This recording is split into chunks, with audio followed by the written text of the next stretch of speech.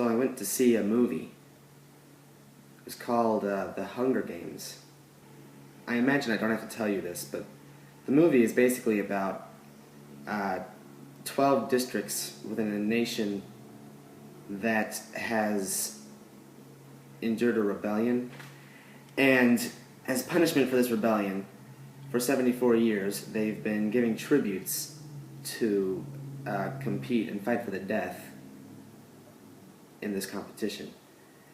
And in District 12, which is kind of a poor district, they send two of their tributes, who are a male and a female, being between the age of 12 and 18.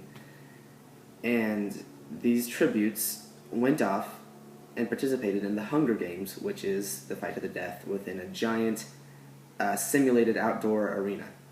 And I really liked it. It was a great movie. I know I sound just like it was the best movie ever. I know you can just tell from my clear, pure ecstasy. I really liked it because I drew a few really relevant parallels, and they're kind of disturbing.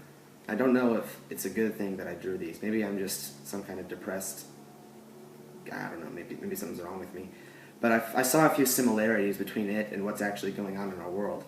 For instance, you've got a government who is kind of involved in all the killing in a kind of subtle way, because they're not actually killing anyone. I mean, they are every once in a while with their little contraptions that they have built into the arena, but it's mostly just either nature or someone else that does the actual, killing. So what you've got is basically a government that facilitates a hostile environment. And the people that fight the hardest, and the people that really, really are aggressive, those are the guys that win, and those are the guys that make it to the end. But the thing is, we've got something really similar to that going here, even though it's not outright killing other people. We've got a government that allows us all to kind of roam wherever we want to economically. And as far as economics goes, we can do pretty much whatever we want. I mean, we've got some regulations, and I think we can all agree that that's good. We've got regulation. People can't just screw each other over, even though they can, and they do. But to some extent, we've got some regulation. They didn't in the movie, but we do. So at least we have that to be thankful for. But we've also got a system where clearly people can get screwed over by other people, and nobody does anything about it.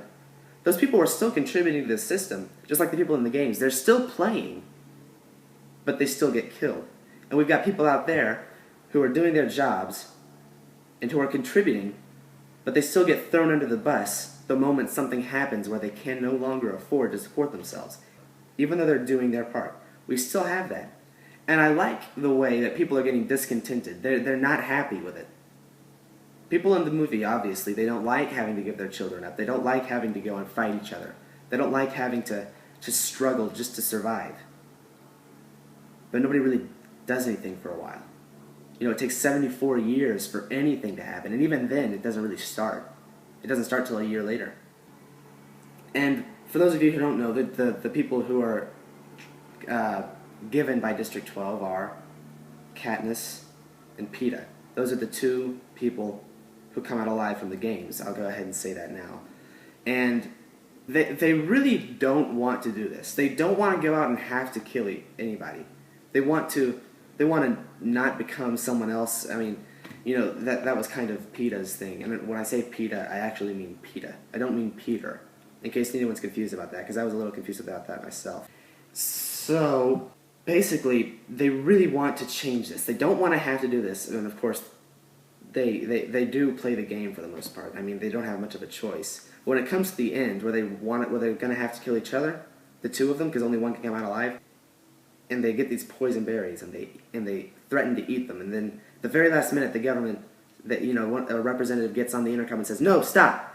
And they don't eat the berries, and they both get to go home safe and sound. And I wish there was someone like that for us.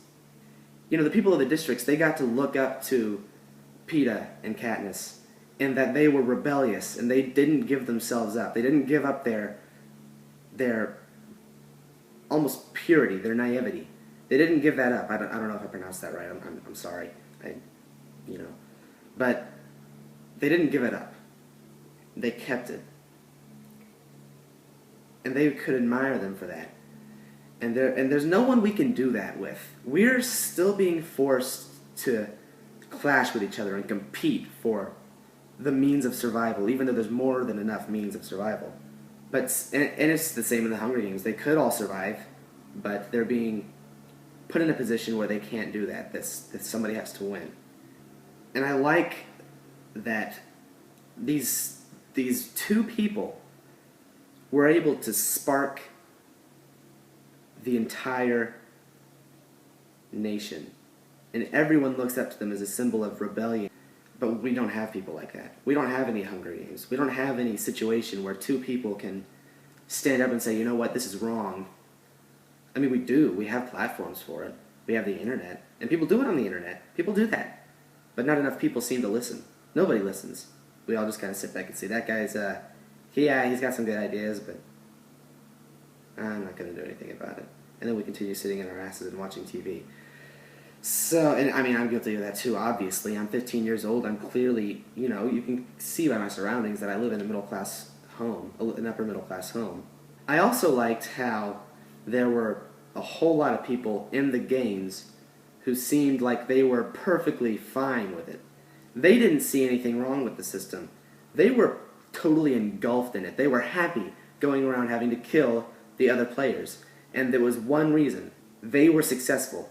They knew, or they thought, that they would be able to win. So they were happy with the system. The system provided for them because they were raised in a way that would prepare them for the games if they ever happened to be drawn for them. They enjoyed the killing. That's what they were raised for. And we've got people like that here. We've got people who are content in the system in which we have to go around and kill each other, practically, just to get a job. We have to throw someone under the bus so that we can take their place. And that's not cool. And even the people in the lower classes are happy with it because they say, well, I'm working hard for what I get, and I'm not asking for any handouts. And it's not so much that you're asking for handouts, it's that you're asking for your work to be the same as someone else's work. Because the work you do is just as important, whether you're a garbage man or whether you're a doctor. If we didn't have any garbage men, we'd need a lot more doctors for one thing, but it would also be a pretty crappy place. The garbage man's work is pretty important. I don't want to have my trash piling up on my back lawn, and I also don't want to suffer from a heart attack and die. Both of them are equally important, so why are they not both rewarded, at least close to equally, for their work? I don't understand that. The garbage man is not asking for handouts. He's asking to be treated in a way that's proportionate to how he works and how important his role is in the society.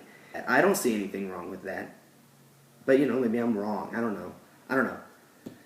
So, the Hunger Games, I think, was kind of a good parallel for the way that we have to treat each other and the fact that we really need to do something about it. The fact that we really need to change this system. We basically need to take the Catos and the Threshes down off their pedestals, the ones that they've been put on simply by the way they were born and by the way they were raised. We need to take that away and give everyone this equal ground so that we can all climb the mountain on our own merit and not just be created in a place that's already high up on the mountain like I have been.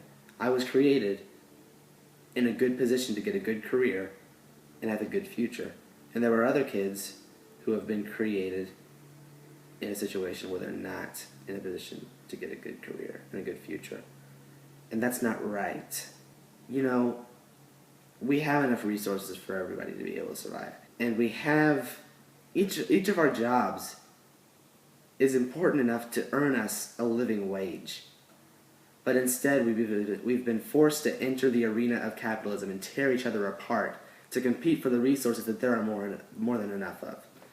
We need to all be like Katniss and Peeta, in that we're willing to not go along with a system that forces us to mistreat each other. We need to rise up and become something better than that. Thanks. I guess, for watching. I'll see you later. Maybe sometime I'll come up with a clever outro. To be honest, I'm just not in the mood. So this is goodbye for the moment. Yeah.